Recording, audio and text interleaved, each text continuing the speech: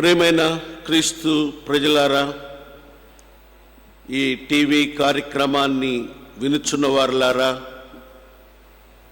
యేసు ప్రభు నామములో మీకు శుభములు తెలియచేస్తున్నాం. ఈ వాక్య ప్రత్యక్షత కార్యక్రమంలో కొన్ని నెలలుగా మనము ధ్యానించేటువంటి అంశము బైబిలులో కనపరిచిన దీవెనకరమైన కుటుంబాలు. ప్రియులారా, ఇప్పటికి మనం చాలా కుటుంబాల గురించి నేర్చుకున్నాం. గత వారములో ప్రారంభించాం కొర్నేలి కుటుంబాన్ని గురించి.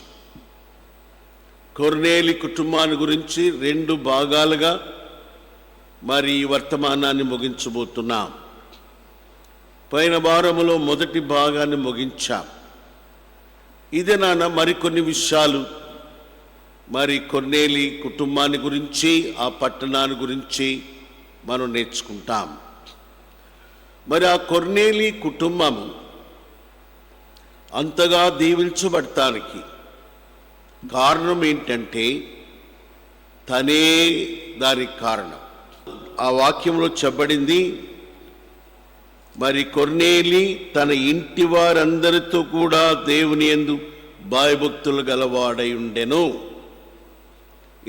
తన ఇంటి వారందరూ ఎందరున్నారో తెలియపరచబడలేదు. తప్పనిసరిగా తన భార్య ఉంది, తన పిల్లలు కూడా ఉండొచ్చు, లేక మరికొందరు కూడా ఉండొచ్చు. కనుక కొర్నేలి తన ఇంటి వారి అందరితో కూడా భయభక్తులు కలిగిన వాడుగా ఉన్నాడు. గమనించండి ప్రియులారా, ఈ ఇంటికి దీవెనలు రావటానికి, ఆశీర్వదించబడటానికి కొర్నేలి ప్రయాసే. ఇంటి యజమానుడుగా ఆ బాధ్యత తీసుకొని తన ఇంటి వారందరి మీదకి దేవుని ఆశీర్వాదాలు తీసుకొచ్చాడు.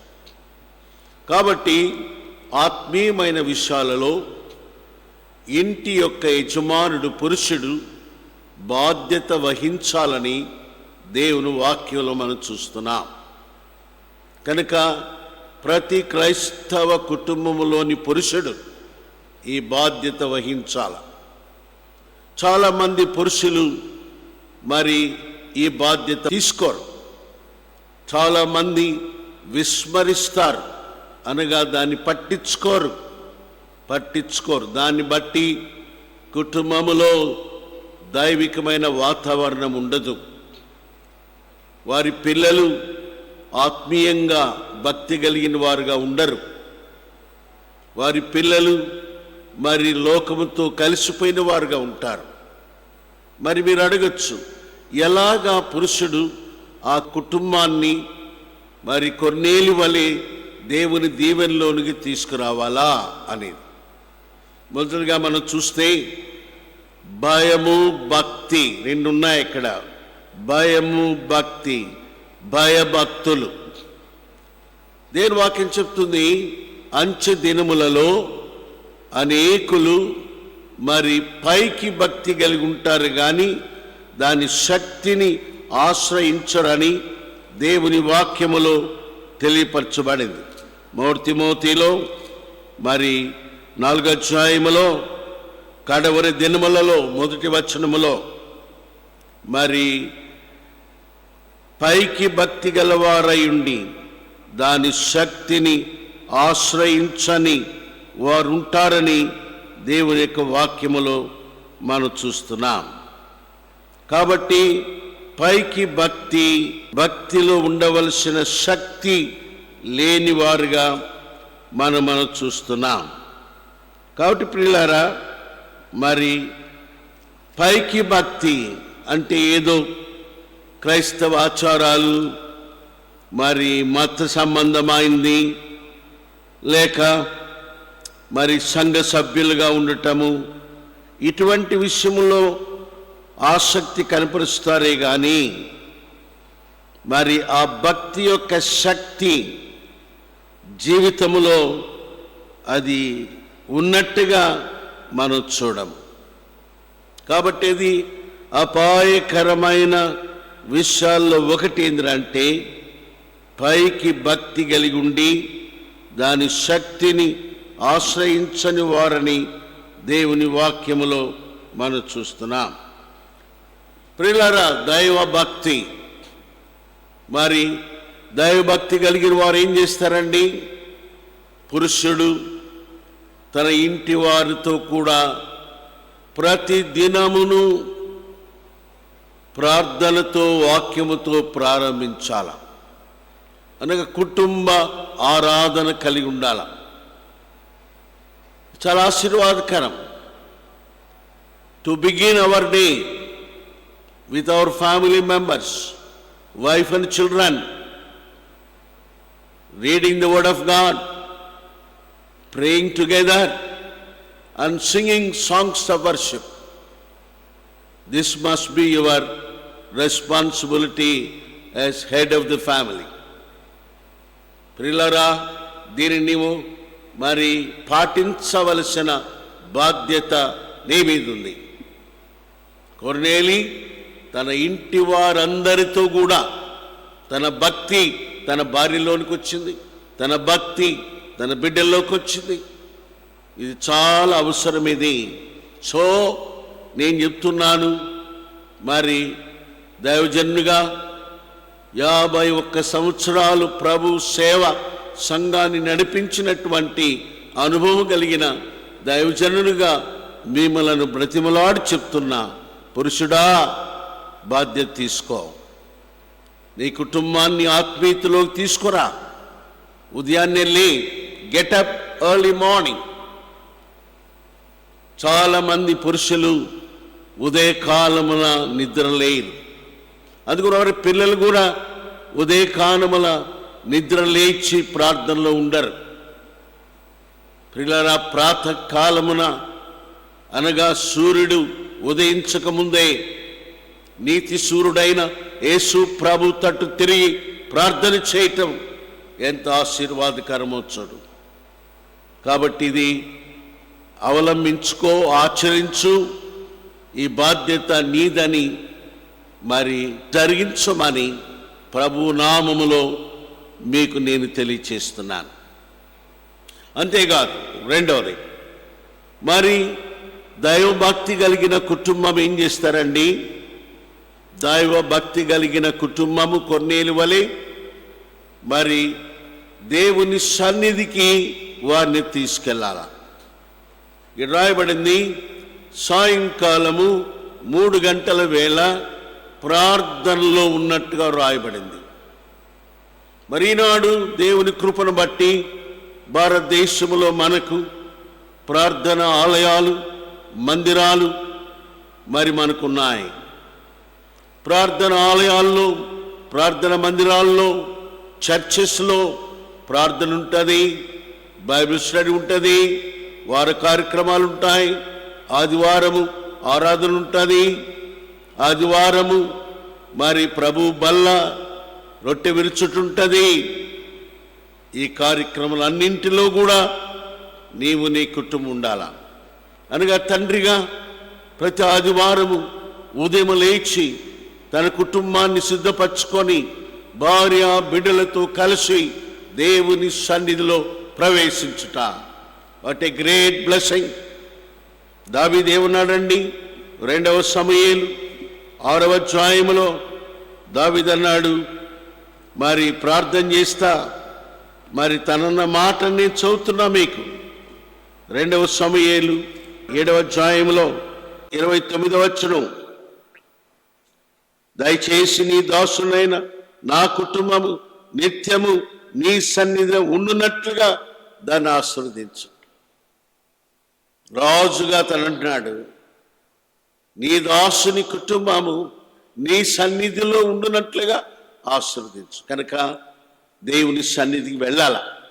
ఆదివారం ప్రభు దినం, పునరుద్ధాన దినము, పరిశుద్ధ దినము. అది మనది కాదు. కాబట్టి ఆదివారమున ఏ పని పెట్టుకోకూడదు, ఎక్కడికి వెళ్ళకూడదు, ఏ ప్రయాణాలు చేయకూడదు, పెళ్ళిళ్ళకి వెళ్ళకూడదు, మరి స్నేహితుల ఇళ్ళకు వెళ్ళకూడదు. నేర్చుకో. ఈ దినాల్లో లెక్క లేకుండా పోతున్నారు క్రైస్తవులు. ఆదివారం ఎక్కడికైనా వెళ్తారు. ప్రియులారా, దేవుని కృపను బట్టి మనకు ఆదివారం సెలవు దొరికింది. ఈ యొక్క మరి పరిస్థితులు ఎంతో కాలం ఉండవు. పరిస్థితులు రేపు తారుమారైతే ఇప్పుడు మనకున్న స్వాతంత్రము తీసేసేదానికి ఈనాడు మరి ప్రజలు ప్రయత్నాలు చేస్తూ ఉన్నారు. ఆ దినాలు రాకముందే, నీకు అనుకూల దినాలు ఉన్నప్పుడే దేవుని సన్నిధికి నీ కుటుంబంతో కూడా. కాబట్టి నేను కొర్నేలి వలె మీకు ఇచ్చేది, ఆయన కుటుంబంతో దైవభక్తి కలిగి ఉన్నాడు, కుటుంబంతో ప్రార్థనలో ఉన్నాడండి, ప్రేయర్. కనుక ఈనాడు ప్రార్థనకి వెళ్ళు, ఆరాధనకి వెళ్ళు, ప్రతి ఆదివారం సమయానికి వెళ్ళు. చాలామంది మరి సమయానికి దేవుని ఇంటికి రారు. They come in their own time. No, that is not blessing. ప్రకటించిన సమయానికి నీ కుటుంబంగా వెళ్ళి నీవు, నీ భార్య, నీ బిడ్డలు దేవుని సన్నిధిలో మోకరించామని దేవుని నామమున నేను హెచ్చరిస్తున్నాను. ఇది రెండవది కొర్నేలి గురించి. మూడవది కొర్నేలి గురించింది మరి అపోస్తల కార్యములు 10వ అధ్యాయములో తనను గురించి తన ఇంటి వారు తనతో పనిచేసేటువంటి సైనికుడిచ్చిన సాక్ష్యాన్ని మనం చదువుకోవాలా. అపోస్తల కార్యములు 10వ అధ్యాయములో కొర్నేలి మరి దేవుని దూత ఇచ్చిన దర్శనానికి విధేయుడై యొప్పేకి పేతుని పిలిపించుకునే దానికి ముగ్గురిని పంపాడు. ఎవరా ముగ్గురు? తన ఇంటి వారిలో 2, తనతో పనిచేసే ఒక సైనికుని పంపించాడు. 7వ వచనములో 2వ లైన్లో అతడు తన ఇంటి పనివారిలో 2 తర్వాత ఒక సైనికుని పిలిచి పంపించాడు. వారు వెళ్ళారు. వారు వెళ్ళి ఏమని చెప్పారు? దేని వాక్యం మనం చూస్తే 22వ వచనములో మరి మంచి పేరు పొందినవాడు, దాని ముందు నీతిమంతుడు. ప్రియులారా, కొర్నేలి నీతిమంతుడు. అవునండి, యేసు క్రీస్తు ప్రభువుని ఎరిగిన ప్రజలు నీతిమంతులండి. ఈ నీతి మన నీతి కాదు, క్రీస్తు యేసు నందు విశ్వాసముంచుట వలన దేవుడు అనుగ్రహించిన నీతిది. కాబట్టి దేవుని ప్రజలు దేవుని నీతిని కనుపరచ బద్ధులై ఉన్నారు. ఎక్కడ? మరి నువ్వు నివసించే ప్రదేశంలో దేవుని నీతిని మనం కనుపరచాలి. ఇంకెక్కడ? నువ్వు పనిచేసే ఉద్యోగంలో, ఆఫీసులో, హాస్పిటల్లో, స్కూల్లో, ఎక్కడైనా దేవుని నీతిని నువ్వు కనపరచాలి. కాబట్టి చాలా ప్రాముఖ్యమైందండి ఇది. మొర్దెకై ఏమన్నాడు? ఎస్తేరు గ్రంథములో అతను మరి ద్వారపాలకుడు, వాచ్మెన్, ఏమన్నాడు? నేను యూదుడను కనుక ఇది చేయలేనన్నాడు. కాబట్టి క్రైస్తవులుగా మన ఉద్యోగాల్లో, వృత్తిలో ఈ యొక్క నిష్ఠ అనేది ఉండాలి. ప్రియులారా, క్రైస్తవ భక్తి నిష్ఠతో కూడింది. నిష్ఠతో కూడింది. చేయలేనివి, ఇది నేను చేయలేను, నేను క్రైస్తవుని, ఇది నేను మాట్లాడలేను, ఇది నేను చూడలేను, ఇది నేను మీతో కలిసి ఉండలేను, ఐఎమ్ ఏ క్రిస్టియన్. గుర్తుంచుకో, దేవుని యొక్క నీతి. కాబట్టి వాళ్ళు చెప్తున్నారు, తనతో పనిచేసే సైనికుడు చెప్తున్నాడు ఆయన నీతిమంతుడని. కనుక మనం పనిచేసే స్థలంలో మనం నీతిగా ఉండాలా. ఎలాగుండగలం నీతిగా? సమయానికి వెళ్ళి. ఉద్యోగం చేసే వాళ్ళారా, మనము దేవునికి భయపడాలా, ప్రభుత్వానికి కాదు. ఈనాడు ప్రజలు, ప్రభుత్వము మరి సరిగా ఉద్యోగం చేయనటువంటి వారికి ఎన్నో షరతులు పెట్టింది. మరి తంబెయ్యాలన్నది కొంతకాలం, ఆ తర్వాత ఇప్పుడు ఏదో మరి కంటి పాప, దాన్ని ఎందుకు? ఇవన్నీ మనకు అవసరమా? దేవుని బిడ్డలంగా అవి మనకు అవసరంలే, వారు చెప్పకముందే అవి మనం చేస్తాం. కనుక సమయమునకు మనం మన వృత్తిలో ఉద్యోగాల్లో మనం వెళ్ళాలి. మరి సమయం అయ్యేంత వరకు అక్కడ ఉండాలి. మనకు అప్పగించిన పనిని మనం చేయాలా, నమ్మకంగా చేయాలా. అలాగ మనం నీతిని కనపరచగలం. We express silently the righteousness of Jesus Christ. మూడోది, కొర్నేలి తన ఇంటి మంచి పేరు పొందినవాడని 22లో తనతో కూడా పనిచేసే సైనికుడు, తన ఇంటిలో పనిచేసే పనివారు చెప్తున్నారు. మంచి పేరు, మంచి సాక్ష్యం, good test money, very important. ఇది చాలా అవసరం అండి. దేవుని బిడ్డలంగా మనం ఒక మంచి సాక్ష్యము కలిగిన వారుగా ఉండాలి. అపోస్తల కార్యం 6వ అధ్యాయంలో యెరూషలేములోని సంఘములో మరి దేవుని పని కొరకై 7 ఏర్పాటు చేసుకోమని పేతురు చెప్పాడు, సంఘానికి చెప్పాడు. అయితే వారిని ఏర్పాటు చేసుకోమన్నాడు, కానీ వాళ్ళకి ఇష్టం వచ్చిన వాళ్ళని కాదు. 3 షరతులు పెట్టాడు. 1, వాక్య జ్ఞానముతో నిండిన వాడు ఉండాలా, దేవుని ఆత్మతో నిండిన వాడు ఉండాలా, మంచి పేరు పొందిన వాడుగా ఉండాలని అపోస్తల కార్యములు 6వ అధ్యాయములో మరి 3వ వచనం చెప్పాడు. ఆత్మతోను జ్ఞానముతోను నిండుకొని మంచి పేరు పొందిన వారిని మీలో ఏర్పాటు చేసుకోండి. దేవుని పని కొరకు మంచి సాక్ష్యం అవసరం. కాబట్టి good testimony is very very important. ఆ మంచి సాక్ష్యము ద్వారా మనము దేవుని గణపరచగలం, ప్రజలను ప్రభువునకు నడిపించగలం. కనుక కొర్నేలి ఇంటి వారితో దైవభక్తి కలిగిన వాడు. కొర్నేలి ఇంటి వారితో ప్రార్థన సమయాన ప్రార్థనలో ఉండేవాడు. కొర్నేలి మరి దేవుని నీతిమంతుడు. 4వది, మంచి సాక్ష్యమును కలిగిన వాడుగా ఉన్నాడు. 5వది, కొర్నేలికి దేవుడు చెప్పినప్పుడు కొర్నేలి మనుషులు పంపి మరి తన ఇంటిలోనికి తన ఇంటి వారినే కాకుండా దూతేమో నీవు నీ ఇంటి వారు ఏ మాటల బట్టి రక్షణ పొందుదురో అది పేతురు నీతో చెప్పునని చెప్పాడు. అయితే ఈయన యొక్క ఆసక్తి ఏంటంటే his concern not only my family members, my friends and my relatives. చదువుతున్న మాట అపోస్తల కార్యములు 10వ అధ్యాయము మరి 24వ వచనములో కొర్నేలి 2వ లైన్లో తన బంధువులను ముఖ్య స్నేహితులను పిలిపించి వారి కొరకు కనిపెట్టుకొని ఉండెను. కుటుంబస్తులే కాదు, రాయబడింది మరి బంధువులు, స్నేహితులు. ప్రియులారా, ఇదేంటిది? ఇది మరి ఇతరుల రక్షణ విషయమైన భారం. దూత ఏం చెప్పాడు? దూత చెప్పిన మాట 11వ అధ్యాయంలో రాయబడింది 14వ వచనములో, నీవు నీ ఇంటి వారు ఏ మాట వల్ల రక్షణ పొందుదురో ఆ మాటలు అతడు నీతో చెప్పును అన్నాడండి. నీ ఇంటి వారు. అయితే ఆయన భారం ఏంటంటే ఈ రక్షణను తనకు, తన ఇంటి వారికే కాకుండా తనకు అందుబాటులో ఉన్న ఇతరులకు కూడా దీన్ని అందించాలా. కాబట్టి ఎవరు వాళ్ళు?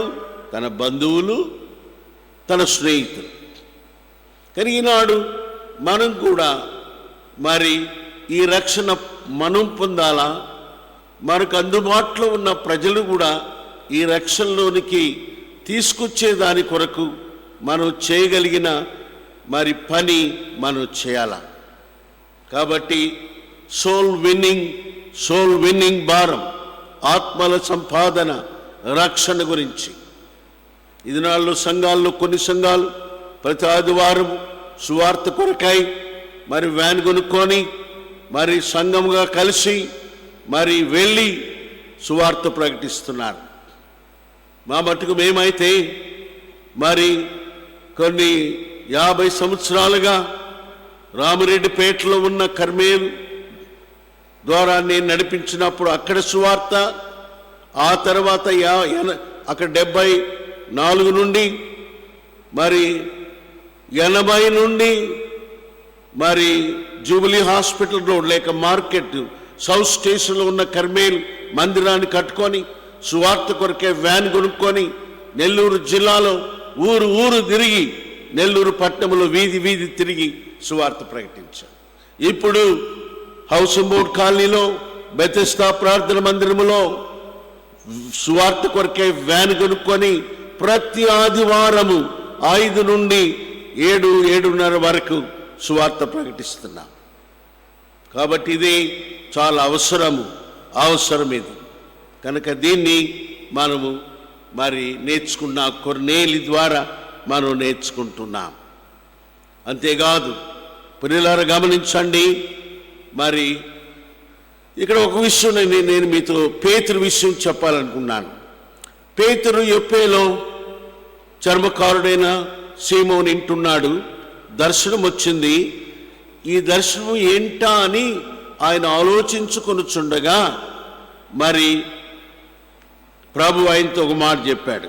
17 పేతురు తనకు కలిసిన దర్శనం విషయంలో ఆలోచన చేస్తుండగా కొర్నేలి పంపిన మనుషులు సీమోను ఇల్లు ఏదని విచారించి తెలుసుకొని వాకిట నిలిచి ఇంటి వారిని పిలిచారు. పేతురను మారు పేరు గల సీమోను ఇక్కడ ఉన్నాడా అని అడిగారు. పేతురు ఆ దర్శనం గురించి యోచించుండగా ఆత్మ, ఇదిగో 3 మనుషులు నిన్ను వెతుక వచ్చిన, నువ్వు లేచి క్రిందకి దిగి సందేహింపగా వారితో కూడా వెళ్ళవు.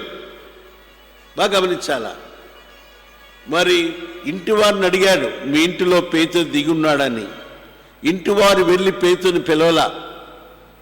వీరింటి వారిని అడుగుతుండగానే మరి పేతురుతో మరి పరిశుద్ధాత్మ దేవుడు ఆత్మ చెప్తున్నాడు, 3 మనుషులు అక్కడ ఉన్నారు, నీవు లేచి కిందకి దిగిపో, వారితో కూడా సందేహింపగా వెళ్ళుము.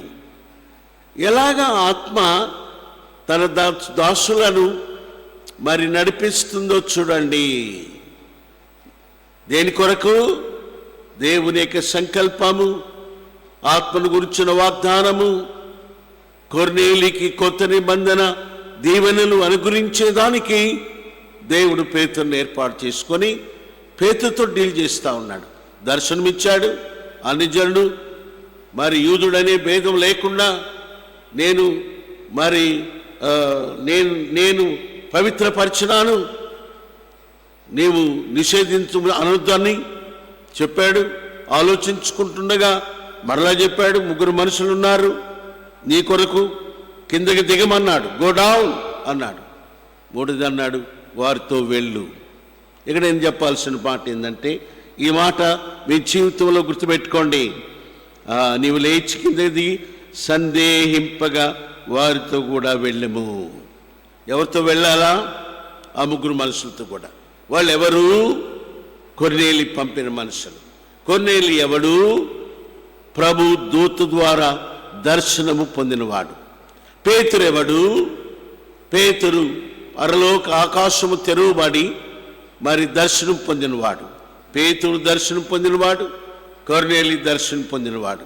ఇప్పుడు దేవుడు అంటున్నాడు, మరి సందేహింపగా వారితో కూడా వెళ్ళమన్నాడు. ఎవరితో కూడా వెళ్ళాలా? దర్శనము పొందిన పేతురు, దర్శనము పొందిన కొర్నేలి పంపిన వారితో కూడా వెళ్ళాలా. What a great teaching, doctrine! ఎంత గొప్ప ఉపదేశం ఇది. మనము కూడా మరి దర్శనము కలిగిన వారమైతే దర్శనము కలిగిన ప్రజలతో కూడా వెళ్ళాలా. We need to go with the people who has the New Testament vision. దర్శనము కలిగిన వారు దర్శనము కలిగిన వారితో ఉండాలా. వారితో కలిసి వెళ్ళాలా, వారితో కలిసి సేవ చేయాలా, వారితో కలిసి సహవాసం ఉండాలా. అందుకనే పౌలు అంటాడు గలతీయులకు రాస్తూ, నేను దర్శనము ద్వారానే వెళ్ళితిని అన్నాడు. గలతీ రాసినటువంటి పత్రికలో ఆ మాట పౌలు చాలా స్పష్టంగా చెప్తున్నాడు. అనగా దేవుడు ఆయనకి అనుగ్రహించినటువంటి ఆ యొక్క కృపను మనం చూస్తున్నాం. ఏమంటున్నాడు అక్కడ?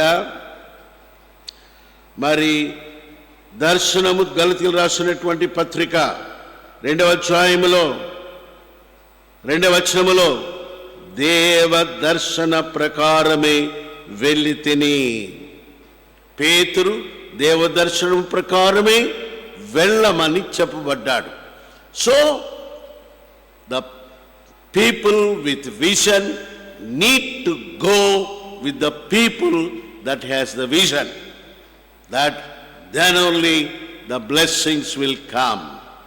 కనుక ప్రియులారా, వెళ్ళాడు, ఆయన స్వీకరించాడు, గొప్ప కార్యం జరిగింది. చరిత్రలో, బైబిల్ చరిత్రలో, దేవుని చరిత్రలో ఈ సంఘటన ద్వారా అన్య జనులు పరిశుద్ధాత్మను పొంది బాప్తీసం తీసుకున్నారు. ఫస్ట్ జెంటైల్, రక్షించబడినటువంటి మొదటి అన్యజనుడు, పరిశుద్ధాత్మను పొందిన మొదటి అన్యజనుడు కొర్నేలి కుటుంబం. కనుక ఆ కుటుంబము దీవెనకరమైన కుటుంబంగా బైబిల్లో కనపరచబడింది. మన కుటుంబాలు కూడా అట్టి దీవెనలోకి రావాలని ప్రభు నామమున మీకు మనం చేస్తున్నాం. ప్రార్థన చేసుకుందాం. ప్రేమగల పరిశుద్ధ తండ్రి, నేటి దినాన మా తండ్రి కొర్నేలి కుటుంబాన్ని గురించి 2వ భాగాన్ని మేము ధ్యానించాం. పోయినసారి మొదటి భాగము, 2వ భాగం, 2 భాగాలుగా 2 పార్ట్స్గా ఈ దీవెనకరమైన కుటుంబాన్ని గురించి మీరు మాకు నేర్పించారు. దేవా, మా కుటుంబాలు కూడా ఇలా కొర్నేలి కుటుంబం వలె అట్టి దీవెనలు పొంది, నాయన అట్టి సాక్ష్యం పొంది మరి జీవించుటకు కృపదాయి చేయమని యేసు ప్రభు నామములో స్తుతించి ప్రార్థిస్తున్నాము తండ్రి. Amen, amen.